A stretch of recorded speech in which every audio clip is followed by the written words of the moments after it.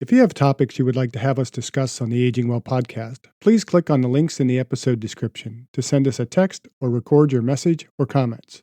We'd love to hear from you and how we can help you age well. If you benefit from the Aging Well podcast and would like to support the content financially, please click on the Support the Show link or support our affiliates and advertisers.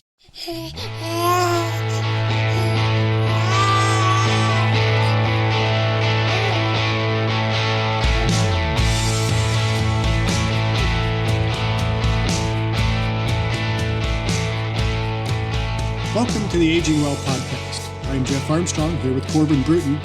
In this and the episodes that follow, we will share candid discussions on aging and hear from the experts. We are here to inform and encourage as we experience, aging. There's a notable paucity of research on women in sport and exercise science research. The gap is even greater for women in midlife and beyond. My guest is Sam Moore, a former student in the exercise science program at Western Oregon University and a PhD candidate at the University of North Carolina, Chapel Hill. Sam is one of the few exercise physiologists who are challenging these knowledge gaps and is fast becoming a leading expert on women's sport and exercise physiology. In this episode, we will discuss the knowledge gap and what perimenopausal and postmenopausal women need to know to age well. Sam, welcome to the Aging Well podcast. Let's begin by having you tell us a little bit about yourself.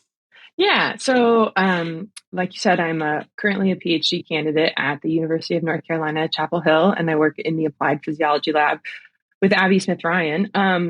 But my experience or my path getting to my PhD program in Chapel Hill has been what some would say non-traditional. And so I think, as somebody, I was in a seminar the other day and a faculty member was talking about kind of research equity and how students from teaching schools shouldn't be penalized because they don't have access to research or to R1, manuscripts. They might not be on articles or abstracts or data collection or things like that.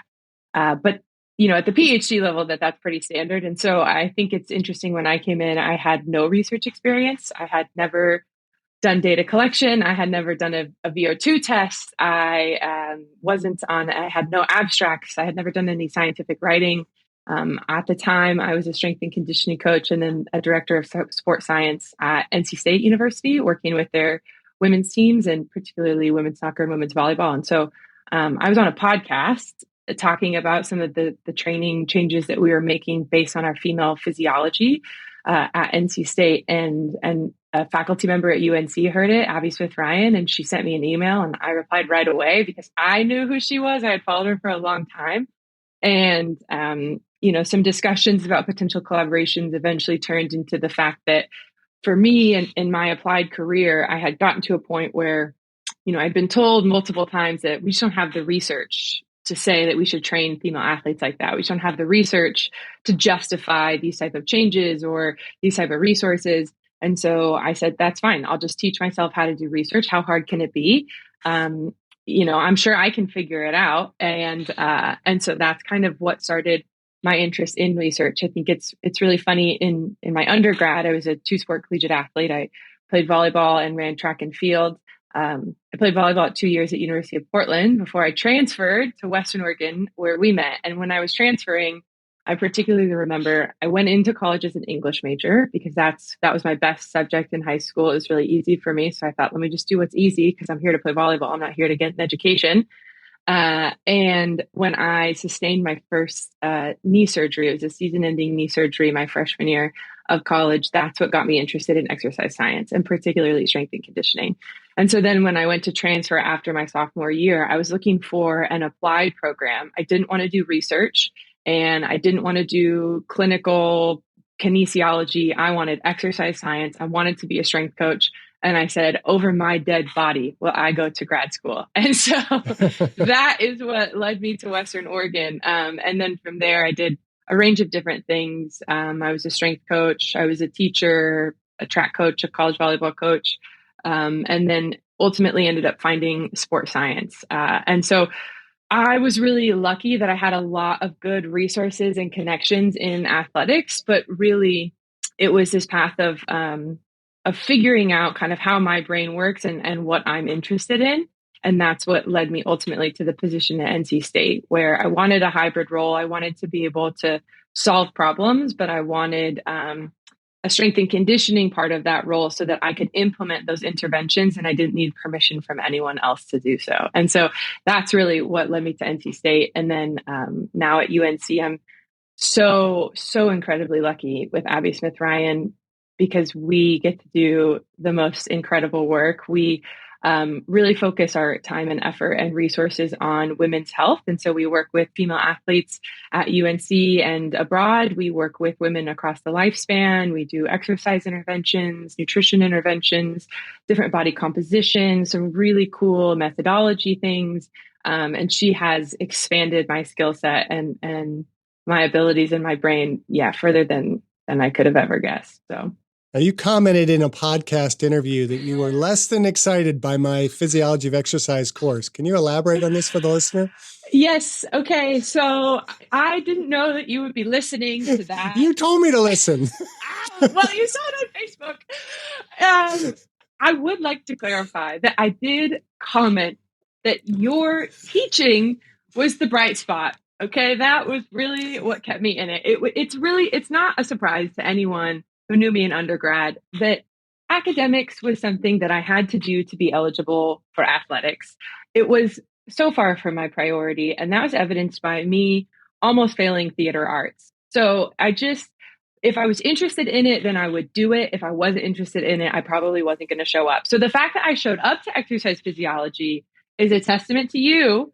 But I think for me in undergrad, physiology, exercise physiology, it was a lot. It was drinking out of a fire hydrant. And the older that I've got, the more that I've realized this isn't feasible, but I prefer black and white. I really like things to make sense. I like, anatomy was easy for me because I could put the whole process together and tie it up with a bow, right? So I could memorize the muscles because I could visualize their attachments. And so now I could see how it moves the bones. I could put it all together and it was this really pretty picture. But physiology, there's not a ton of answers. And it was just so much content. And I didn't see myself in it.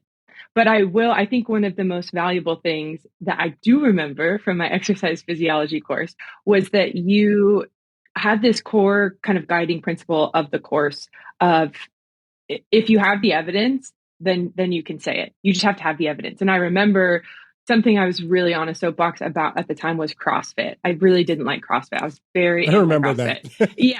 And I remember we had to write like a kind of semester thesis paper. And I really wanted to talk about why CrossFit was bad. And I think I remember I had a potential expletive in my title. And you said, you cannot say that in academic research. And I said, you can't say that in academic research because you're a professor, but I can say what I want. And you go, if you have the evidence, then you can speak from the evidence. And you're like, I'm not telling you that I disagree with the expletive. I'm not telling you that I do agree. I'm saying if you find the evidence, then you can support it, right? I didn't end up using the expletive for clarification, but it sent me on. I did some field interviews. So I went to different boxes, CrossFit boxes around the area, and I interviewed strength coaches in CrossFit and our strength coach, Corey Metzger at Western, and looked into, obviously the published literature on it. But it was the first time that I had ever been interested enough to actually put in and I don't know if it was required to do interviews or if I just did that. I have no recollection, but I remember being legitimately invested in my academic experience for the first time, in that you said, if you have a question, you just have to go find the answer. And here are some ways to go find the answer. And that is something that I've absolutely carried through with my career since then, of it's this problem solving process. You find this problem, you look for evidence. Is there an answer? If there's not, then you can create an answer and then you can evaluate if your answer works. And that really, in my experience, is sports science. But at the time, I just didn't see how it pertained to me. And I think that that's something that I deal with athletes now, of when creating education content for female athletes, unless they can see how it applies to them, they don't care. And they shouldn't care. Their bandwidth is so small for what they actually have space for. And so and I know that you and I have talked about this offline many times, but I just didn't see how it helped me. I didn't see the application of it.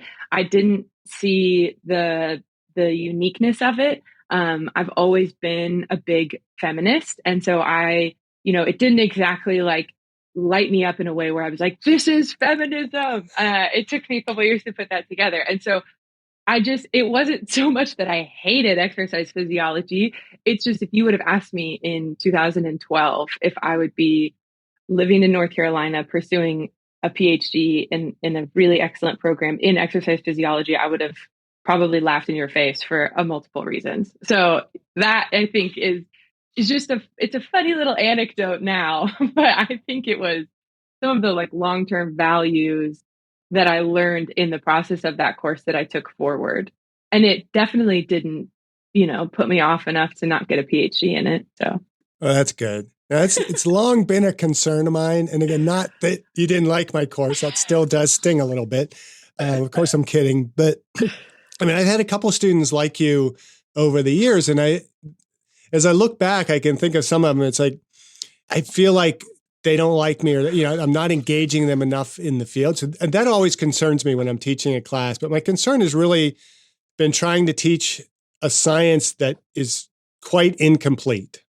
And certainly limited by the populations that have been studied, or better, not studied, when we look at exercise science. And I don't follow podcast ratings, but I caught a moment recently that took a comment recently that it really took to heart. And the listener wrote, and I'm going to quote it here: "Sad to see women once again relegated to an, quote, incidental, unquote, category. Why in the world in 2023 are we highlighting issues first for, quote, a healthy male, unquote, and then parenthetically stating that incidentally you get the same results for a female," end quote. And I believe that this comment was referring to episode 106 when we asked ChatGPT to, quote, devise an exercise plan for a 60-year-old man in good health, end quote. In the episode description, we commented that Corbin and I share the results and our impressions and state parenthetically, incidentally, the results were the same if one asked for a female. And I asked the question because I was a 60-year-old male in good health. And so I was just kind of testing ChatGPT. And I did follow up with the same question for a female and basically got the same answer. So the quote unquote incidental categorization was not intentional, but I think it does maybe reflect the years of bias and training in exercise science. Do you think that women have been, quote, incidentally categorized, unquote, throughout exercise science history? Or do you think we've just asked the wrong questions? Maybe we've ignored the necessary questions. Yeah, I think a lot about this, and I think actually that your experience with ChatGPT is a perfect personification of what has happened in exercise science, at least for someone like me who is a little younger. So I haven't been around for the entire, span of exercise science, but like when you put that question into ChatGPT, you were thinking, what is this going to say for me? Right. And Right. it's similar to my experience in your class of like, but what does this mean for me? This doesn't mean anything for me because this doesn't have to do with me. This isn't about me. There's nothing that's about me. And so I think that in the span or in the history of exercise science, I don't think that it's an intentional dismissal. I think if we look at the breakdown of people who are writing the research questions, designing the studies, getting the grant money, disseminating the grant money, disseminating resources, hiring, being hired, it has predominantly been men. And there are more women, but we still do have a leaky pipeline issue in exercise and sport science, with more women in grad programs, but less women in professor roles. And so I think that you ask questions that come to your mind. So one thing that I was just working with a team with was devising this questionnaire that looked at questions around breast health, and particularly female athletes with breast augmentation. And I was like, oh my gosh, that's never even crossed my mind to put in a questionnaire, because that's not an experience that I've had. And so I don't think that it's an intentional, we're not going to look at women. I think that I think the origin comes from, if we have men writing and designing the research questions and studies, then they're going to ask questions that come to their mind, which are inherently related to male physiology. And then I think the follow-up questions that have come are fair and are, why haven't we included women? And then the response will often be, the menstrual cycle or the hormones or, this and that or recruiting. And so I almost think that those excuses are actually like after the fact, because I don't think that those excuses were present in the development of the science. I think it really is. We ask questions. We say all the time, like, research is me search. I didn't get interested in menstrual cycles until I had a menstrual cycle, right? And so I don't think that it was intentional. And then in terms of class, I think that, the content versus the presentation. So I was teaching our exercise physiology course this summer, and obviously I get to choose the content that I present to the class. And so we are going to have a whole day on female physiology, but we had a couple open blocks. And so I put a poll to the students and I said, what do you want to learn about? Here's kind of a list of topics from the textbook that I was given, that the class is based off of. Which of these sound interesting to you? And they chose nutrition and they chose menopause. And they chose menopause because it was predominantly women in the class. I think I maybe had 2 students that were men. And so I think it is, but it's interesting when we went over a female phys chapter, if you look at it from the book, it's in, like additional issues, the menstrual cycle, like it's categorized, like just inherently under issues, like inconvenience. I think there was a single slide on menopause and it described it as just a single point in time when you lose your period. And in reality, it's like a 15-year window. And so it just is, it's these small biases that I don't think that we intentionally think about. However, with that, once you're exposed to new information, you get to make the choice of, do you change your opinion? Do you change the way that you think and the way that you do things? Or do you continue to, stick your head in the sand and just on the path that you're going down already? And so, like, one of the things that I like to do is I like to present what the textbook says. And I like to, as a class, discuss why it's wrong, why, where those biases are, how it's not even in line with, current research. Like, there was something in the textbook that was published in like 2022 that was still talking about female athlete triad and how amenorrhea was related to percent fat. And we know that that's not the case at all. Women with really low percent fat will lose their period. Women with really high percent fat will lose their period. And so it's so far behind. But I think that we have a responsibility when teaching to present the misinformation, and then to also, as best we can, equip our students with the skills to be able to identify misinformation, to ask questions themselves, and to go find the answers. And I think that's something that you teach really well, and that you have to have, is like the power of we don't know, the power of questioning when you're working in an incomplete science, and also an incomplete science that values objectivity. And so we like to say that everything's objective. This is an objective science. It's the hard sciences.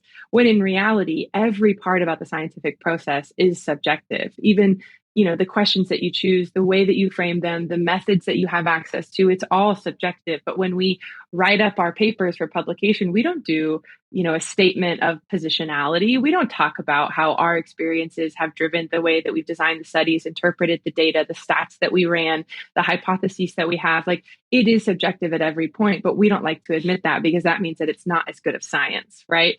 And so I think that that's such a limitation in our field. But really, the only way that we can combat that is that we can talk about it. We can kind of bring it to light, bring it to the surface. And then also we can teach ourselves and the next generation this power of questioning, to question everything around you. Because if it has substance, if it holds up, then it's going to hold up. But it might only hold up for so long. And then we know more. So we should really be in this constant evolution, this evolutionary process of evaluating everything that we're doing, how we teach, how we structure our classes. Like, we were talking offline before this about even the class sequence that I went through. It's different now.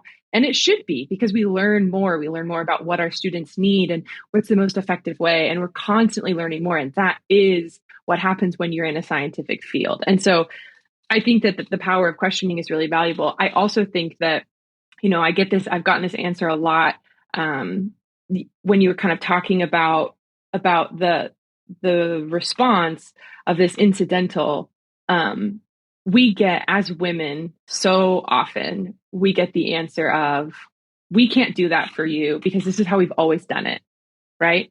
And I think it's such a point of like dismissal, but I also think that the other side of that is like when you're doing things that no one has done before, it's really difficult because you don't know what it looks like. So I would say it's even more imperfect, but the whole point of science is to do things that no one has done before, because that is how we create knowledge. And as scientists, we are the generators of information. And so I think that we need to take those processes of kind of auditing and evaluating our biases really seriously when you have this big honor and responsibility of creating knowledge for other people. See, when I listen to you, I have much greater faith in the field of exercise science going forward. I just really just appreciate your viewpoints because, again, having been in this field, this is my 26th year teaching. I've really been in the field of exercise for even longer. I mean, I got my master's in exercise physiology, so it's been really pushing on 40 years now, really from an academic and, trained standpoint, not counting all the years of kind of lifting weights and doing stuff prior. But, when I was in exercise physiology for the first time, it was all about cardiovascular health.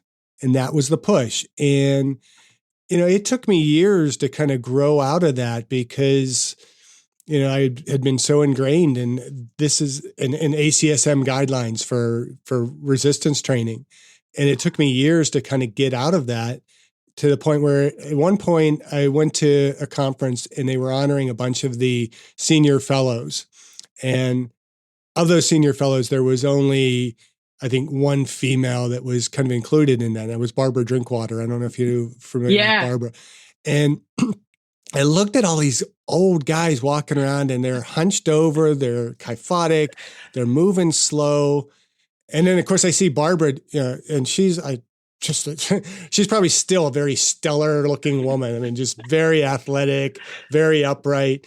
And they're like in the same age groups. And it's like, there's a huge difference here. And it's like the guys that I'm seeing, the males, were the ones that were pushing cardio, and not the strength training. And then here we have a woman who is very much in the athletics end, looking, much different than the others. And it really struck me that we have pushed the cardio side far more than the strength side because that's been the approach. It's coming from people that are more heart health focused as opposed to the athletic side.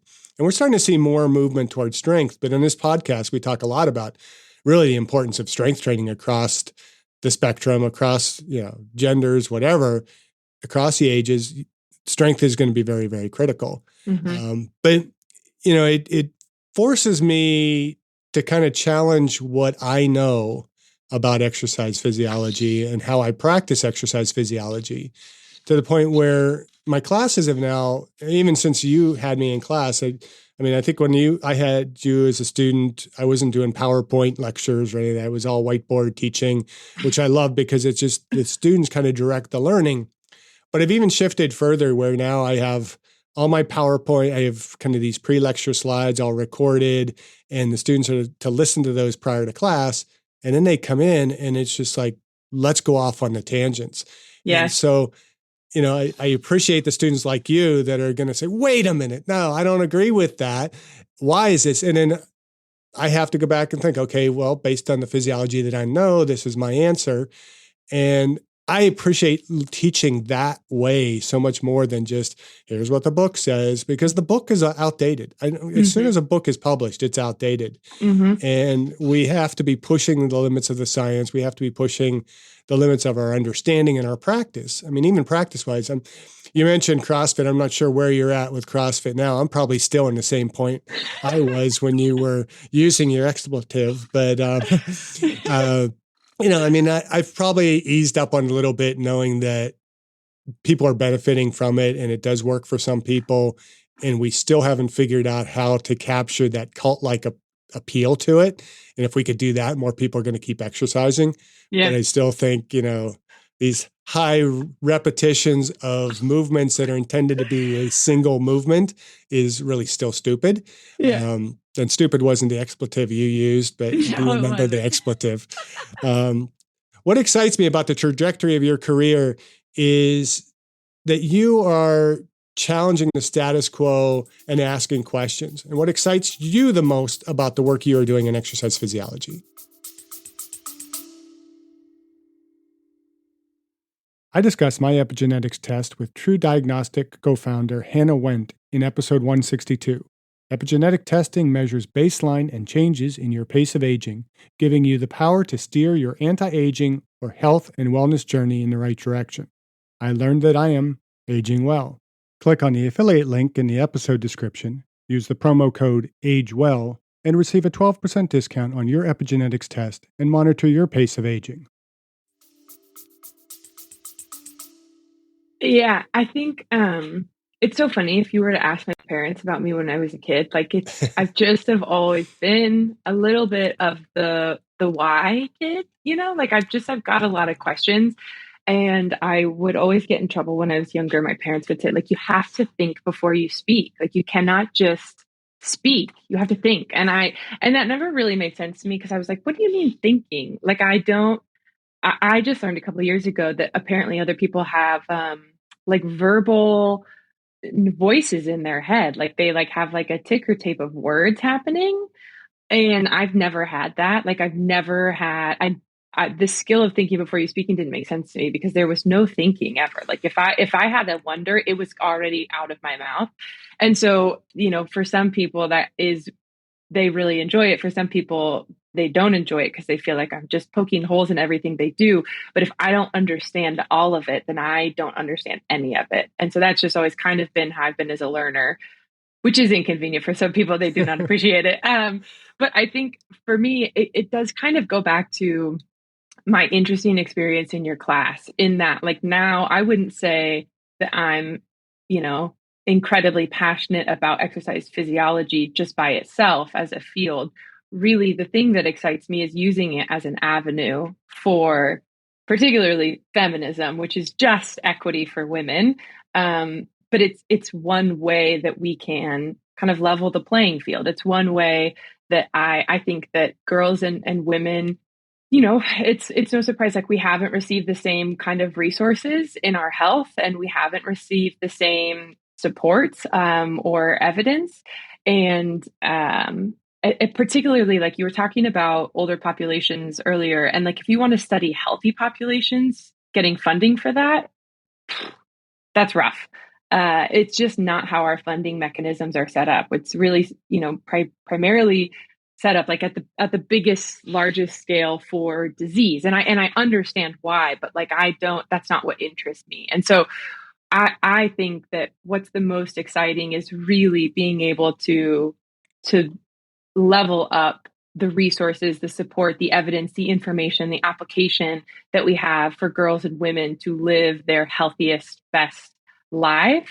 And I would also say that, like, with that, I think for me, it started in sport. I know how much sport can change your life because it did it for me. Like on the court, I got to be loud and dominant and a leader and opinionated and direct. And those are all qualities about myself that I love. I love that I'm outspoken. I love that am gritty. I love that I'm loud. I like the way that I communicate. And in sport, all of those things were really favored. They were prioritized. They were, good qualities to have. And I worked for decades to develop those qualities because that's what I saw was favored in sport. And then I get to the real world and they don't really love those qualities about me as much. And so I think because I know how much sport transformed my life and my opportunities and the person that I am, I just want to be able to give that to other girls and women. And I think that the environment of sport needs to evolve. I think that it needs to change. And so really, I came to exercise physiology of this is an avenue that we can help girls and women, and we can create these sport environments that are based on their physiology. And then really, I think for me and what I think, and obviously I'm biased, I think that the whole world opens up. Like we talk about these differences in like performance outcomes between men and women. And those performance outcomes are coming from the history of sport, either, not allowing women to compete, but even now that we can compete, we're in this environment that's not built for us. The jerseys aren't built for us. The shoes aren't built for us. The sport equipment, the training programs, the nutrition, none of it is built for us. And so we are performing under these conditions that are so suboptimal, that really, like, I think that the top level of human performance for women I think we're so far away from that ceiling because we don't have these environments that are built for women. And so really what excites me the most is being able to contribute to the building of those environments and to see what we can really do. Nice. And I think you've kind of almost maybe answered the question I'm have up next, but I'm going to ask it anyhow. You recently co-authored a paper in the British Journal of Sports Medicine titled Invisibility of Female Participants in Midlife and Beyond in Sport and Exercise Science Research, a call to action. Why a call to action? Yeah, I think that sometimes people are afraid to not just involve women, but like particularly study women. And sometimes it can be because they don't know like the proper methods to do so. Like I get texts multiple times a week from other, PhD students or researchers in the field that are like, I want to use ovulation kits. Like, how do I do that? Or that like, I've had people send me pictures of ovulation kits. They're like, is this right? Is she ovulating?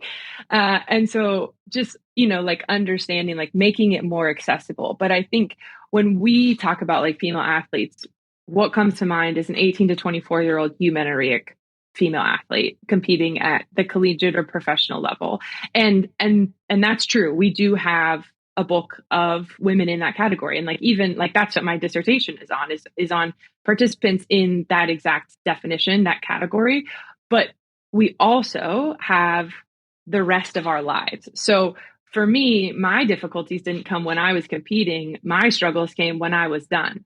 And no matter what level that a female athlete participates at, she still has the rest of her life. Whether we go professional or not, we still have to go through menopause.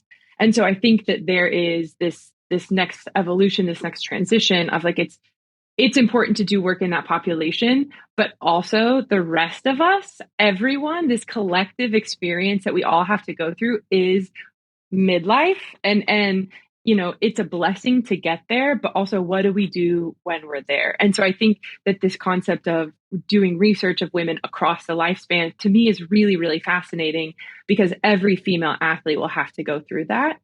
And it's something that I think that we talk about even less. And so much of it is genetic, and mothers don't talk to their daughters about it, and grandmothers don't tell their daughters or their granddaughters. And so, a call to action is because sometimes people don't always even identify it as a problem. There's a really interesting study that I was looking at when I was writing my last manuscript on some data from our menopause study that said that the impact on quality of life that women in menopause, the rating that they would give it, how much that it's impacted their life compared to their male partners. This was heterosexual women in menopause, significantly different.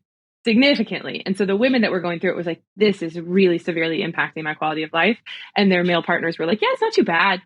And it was really interesting. I was presenting an abstract on it at a conference 2 years ago. And I had this male faculty member come up and go, oh yeah, my wife went through menopause. It wasn't even that bad. Didn't even affect her. And I brought up the study and I was like, we have data to support that. That's probably not the case. The fact is she probably doesn't feel comfortable or safe sharing it with you. So you actually have like a much smaller understanding of the impact that it actually causes on her quality of life. And, I don't think he was too interested in the potential paper, but I was willing to send it to him for a follow-up if he wanted to. But really, I think that the call to action is because it's something that we all go through, but we are really not in a space to talk about, particularly when we look at like middle-aged women. They're pushed aside in our society, and it's not always, sports are sexy. That's what we say in research. Like, oh, that's so cool. I've had some people in my program that like, I'm so jealous that you get to do your dissertation with athletes. Like, that's so cool. But in reality, like we don't say those same things. And yet when I, like go to the doctor's office and tell my nurse about the menopause study that I coordinated last year, like she drops the clipboard and wants to tell me all about her experience and the way that she's suffering from it, and she had to take days off of work, and she's like, is potentially breast cancer, are my hot flashes significant enough that I should go on hormone therapy? Like they're having to like invalidate their own experiences in real time. And so I think it's something that we need to devote so much more to. And I'll say this, I had a sassy tweet. I was studying for comps and I was feeling frustrated, as one does. And I said something like, if menopause happened to men, and not andropause, but if menopause in the way that it happens to women happened to men, we would have such a robust and integrated network of funding mechanisms to support this research. It's unreal. And I was watching at the time my advisor go through applying for grants for these like really specific practical applications to evaluate different exercise interventions, different nutrition interventions to help with the quality of life and the physiological changes that happen in menopause. And, to be told, no, it blows my mind, because it just seems so clear. It's such a massive need in research. It always kind of amazes me that we hear so much discussion about testosterone replacement therapy in aging males and with resistance training and health and everything else, and you never hear any discussion about estrogen replacement therapy in females and its implications. I think as you were talking there, I was thinking about the textbook and kind of in the structure of teaching exercise physiology, we talk about osteoporosis and we talk about how important it is for women to be resistance training prior to their first menses. And then that's about it. We don't talk about much more. Yeah. And this idea of, and one of the big reasons why I've not even really considered like testosterone therapy for myself is because, from a male standpoint, I want to be teaching myself, if I want to age well and I want to be healthy, I want to show that it's these practices that I'm doing in my exercise that are helping me to maintain my health, helping me to maintain strength and, muscle mass and those types of things, and not somebody being able to point to me, well, you took testosterone, that's why you're able to do that. And that's a complete aside, but part of it is, and I don't know how to ask really how to frame the next question, but do I ask, what do we know about exercise for perimenopausal and postmenopausal women? Or do I ask, what don't we know about exercise for perimenopausal or postmenopausal women? Yeah. Well, I think both obviously are great questions and things that I'd love to talk about, but I would love to just really quickly kind of back on your discussion of, like testosterone replacement therapy. I think something that is really interesting to me is like the dynamic between women and their healthcare providers, in terms of like, we know from the data that came out in the 90s and early 2000s about like the women, women health across the lifespan study. So looking at like the efficacy of hormone replacement therapy for women in menopause and the likelihoods of different cancers. And we know now, like the data that came out of that, like the interpretation and the analysis of it was not necessarily totally truthful in the interpretation of the findings and how it got communicated to women. And so now it's, like so much of menopause we don't know. And so much of the impact on quality of life and the symptomology of it can be genetic. And one of the most confusing things that I've heard from women going through menopause, and it's always really fascinating to be a researcher in this area right now because I've never gone through it myself. So I'm sitting with these, 56-year-old women and they're like, what do I do? And I'm like, oh, this is so fascinating. I just turned 30, But I think like watching my mom go through it is the example that I talk about all the time, where my mom was a very high level, accomplished athlete, 2 national titles, an All-American. She ran multiple marathons after my brother and I were born. She's very fit. She's always eaten really well. She's done everything that you're supposed to do. And when she got to her late 40s, early 50s, all of a sudden, the things that she could do to, take off a couple extra pounds after Christmas, they weren't working anymore. And now it's like you get the joint pain that's associated with it. You get the emotional highs and lows. And I remember one time she told me, she was like, I can't trust myself.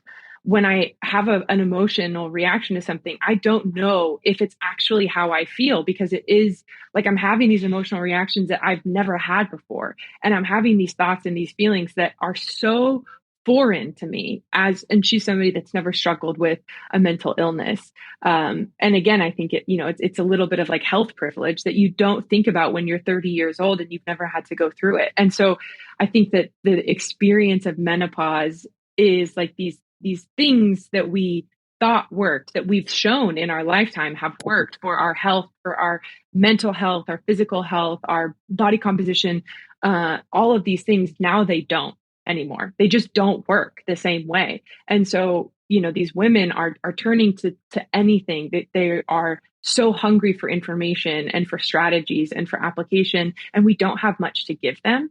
And so I think that's also like, I've been talking with my advisor. I think it would be really interesting to be able to find some data on like disordered eating in perimenopausal women, because we do live in a society that, I guess we're kind of in transition. When I was younger, it was much more like anti-carb and, like, and also anti-bulky, like women were not supposed to be bulky at all. And so it's just been interesting to go through this. But I think because we have this complex situation of, hormone therapy, the data that initially came out said that it has these increased risks of cancer. But then we're also, or like, cardiovascular events. But then we're also like, if you look at the likelihood of cardiovascular events with current like oral contraceptives, it's so high. Like it's much higher than you would think it is. And so these women are having to go into their doctors, and these doctors are, for the most part, from the stories that I've heard, really not that well educated on not only like non-pharmacological options, but even the truth, or, the more updated information about the impact of hormone therapy. And so these women are like, how bad does my quality of life need to be? How bad does my mental health need to be to get to the point where I'm willing to take on a higher risk of breast cancer? That is such an impossible decision, and we're not equipping them with information for much else. And so I think it is this really fascinating, and to your point, like, it's something you're like, we don't talk about it. It's something that I talk about all the time because I'm in it. But like for like my mom, she had never considered it. And so she's calling me, she's like, so should I be doing the patch or the gel, or should I even be doing it? And I'm like, well, why don't you try it? Like, she was very against even the concept of it. And I was like, it's sometimes like there's also a trend now, I think, with like hormonal birth control, where women are like, I want to get off it and just like, have my natural body. Okay. But if your natural body means that you have horrific periods and you're in severe and debilitating pain, and a hormonal contraceptive would prevent that, then use the hormonal contraceptive, so I don't know. I think the comparison of the two feels impossible at times. But in terms of your question of what do we know and what do we don't know, I think that what we know, we're learning more every day. We had an interesting paper come out a few weeks ago that was looking at the number of menopause symptoms and physical activity, and then also body composition. And so we saw that like a higher percent fat indicated had an association with higher number of symptoms for women, particularly in this perimenopausal window. And the relationships were not the same in premenopause. It was an older premenopause cohort and a postmenopause cohort. And so really this perimenopausal window is really significant. And then what was even interesting is we had accelerometer data on top of that. And what we saw was the only exercise intensity that had significant associations with lowering percent fat and lowering the number of menopause symptoms was high intensity activity. And so when you look at research that has to do with like exercise interventions in menopausal women, it's all moderate aerobic. It is gardening. There's research that's like, we shouldn't even really hold these women to the 10,000 step per day. Like they might not be able to handle that. We should drop it down to 7,500 steps per day. And like all of the three cohorts in the paper that we just had published had more than 7,500 steps a day, but less than 10,000. But still with that, it's this, like this potential fragility that we don't want to have, put these perimenopausal women through these exercise intensities that are high. And really what we're looking at now is not just that body composition of the percent fat, but also looking at the importance of muscle mass. So really they're losing muscle and they're gaining fat in this perimenopausal window. And it's also this redistribution of fat. So it goes from more of the gynoid area to the android area. And so it's a different kind of fat. Now we have higher visceral fat. Well, what kind of exercise targets visceral adipose tissue? High intensity interval training is one of the best strategies. And so we're looking at right now, actually, a different, an exercise intervention and a nutrition intervention, because also we learned from that initial study that protein turnover is blunted. So now you have to have, a higher protein intake. And now we're dropping the exercise intensity down. And both of those things, all of that taken together, it means that we're losing muscle and we're gaining fat. And so we've kind of focused this next study that we're working on now on really understanding kind of the role of muscle in that. So how is, protein turnover being blunted, a lower muscle quality? How can we target some of those things? And is that going to impact some of the symptomology and the quality of life? But really, we're missing so much. There's so much that we don't know, but we are kind of learning things particularly related to some nutrient intake and some intensity perspectives of exercise. So that kind of speaks to the whole field of exercise science, where we've had this presumed fragility that comes with maturation of the human organism. And we gravitate towards the things that are easier because we presume that that's what they have to be doing because they're more fragile. When in reality, we just got to stop being so fragile and keep pushing the body. And that's going to give us some of that opportunity to kind of, as we would say on the podcast, age well. Mm-hmm. So one of my growing frustrations in teaching exercise science is this compartmentalization of exercise and norms and recommendations. And we've touched on this kind of a little bit. The textbooks give very little voice to the principle of individuality. What are your thoughts on how exercise science or exercise scientists should approach, how I should approach, I should say, teaching the principles of exercise programming relative to human diversity? After all, if as few as 6% of the research focuses on exclusively females, the percentage is probably next to zero, which examines other qualities of sex, gender, race, and so on. It's such a good question. Also, that 6% stat is from one of my very good friends, Dr. Emma Cowley. And that's why I brought it up. Oh my gosh, thank you so much. Anytime I get to talk about her, I love it. The Invisible Sportswoman group is so cool to be a part of. But I think when I actually in the fall, I got to teach our sport performance training course, and I got the lovely opportunity of getting to design the course, which isn't really what I knew I was signing up for when I said I would teach it, but it was a great opportunity. And I think, I was going back and forth and I'm trying to write it and I'm on my whiteboard at home and I'm trying to figure it out. And my husband was like, what's like your big qualm? And I was like, I need these kids, adults, young adults, to understand critical thinking, like at its core, really, because everything is contextual, like especially in sport performance training, it all depends. And that's never a good answer, especially when you're an undergrad and you want black and white. And I know I can understand and I can empathize with the desire of wanting black and white because that's what I wanted. I wanted an answer. And we like to present sport performance or strength and conditioning as an answer. Like it's just, here's the path that you follow, but it's all contextual. And I remember when I was interviewing Corey Metzger for your paper, one of my big qualms with CrossFit was the periodization, like the lack of periodization. And so I was asking her, I was like, well, how do you know? How do you know how to go from one thing to the next? And she was like, trial and error. Like it's trial and error. And so I interpreted that as it's really about the process that you approach it with and not necessarily putting people into a box and saying, if this is you, then this is what works. And so like I always make the joke too that I call myself a dynamic strength coach, which means like I'll go in with an idea of what I have for the session. But like if I have this great, well done training program and I go in and the team looks like garbage, then we're not going to be able to get out of it what I had planned in the first place. So I need to pivot, and I need to have such a solid understanding or a grasp of the fundamentals of exercise physiology. I need to be able to see what's in front of me, to make an assessment, and then to identify what do they need right now to accomplish the goals that we have together. And so it really is so contextual, but all of it, it's all about the process. Like, what's your process?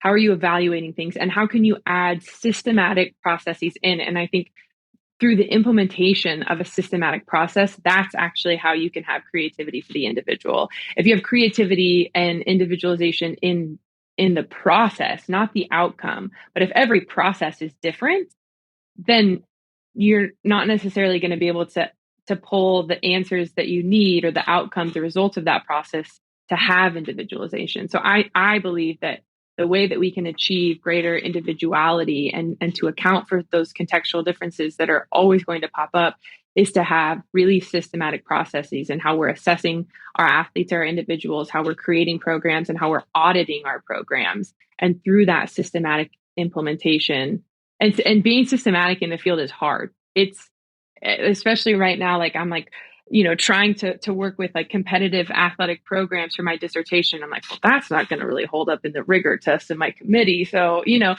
is definitely a balance. Like there's an ideal amount of, rigor or scientific processes or, whatever you want to call it, that isn't going to be feasible in a field setting that we see in research. And then, you have to adapt it to apply it to your setting. But yeah, I mean, it's hard for my students, but I'm like, it's all contextual. And so if you can tell me, if you can walk me through the process, if I can teach you the processes, then you can take that and you can be equipped to individualize it in any way that you need to, because you have this system that you go by. And so I think that's really been my approach to how little we prepare our people for the vast expanse of humans that we work with. Well said. And Sam, we could probably talk for hours. If there is any topic we've missed that you want to share, is there anything else you think our listeners might want to hear? I think that you should really be respectful and attentive in your exercise physiology classes. And I think that you should speak highly of it. And no, I think it's so funny. I sent a picture of it to some of my lab teammates and I was like, oh my gosh, I forgot that I said that. But I think it's really funny just because of where I ended up. But I also think it does speak to the fact that all these different disciplines and topics, they're avenues, and you can implement whatever kind of values you have. But I think it's really important that we do like the self-reflection of like, what are our values and how do they show up in our work? And that could be for better or for worse, right? But it's like this constant kind of self-reflection of, what do I believe in? What's my mission? What's my vision? Grad school is really hard, as I know that and so being able to kind of maintain the bigger picture and your grasp on the bigger picture is really what helps me get through it. So exercise physiology is great. I would give it a 2 thumbs up, and listeners should take XPhys classes. There you go. I do definitely think that, you kind of mentioned a little bit earlier about kind of the lack of knowledge within the medical community. And I really think, and I will argue tooth and nail, that our medical professionals should come from an exercise science background, because they're going to have a better understanding of the preventative side of health and wellness, and maybe understand a little bit more how to answer the questions when somebody comes to you. This is what I'm experiencing in menopause, or insert whatever situation they're in. But so one question we ask of all our guests: what are you doing personally to age well? So I had a visit with a potential new primary care doctor the other day, and she was like, you have to go through the questions of like, how are you sleeping? And I'm like, well, being in a PhD program, like relative to my first semester, I'm sleeping way better, but relative to everything else, like probably not that good. And so I've been faced with this whole concept of aging well more in this hyper focused, hyper productive experience of being in a doctorate program than I ever have before. Because also I've never worked a job where I'm at a desk.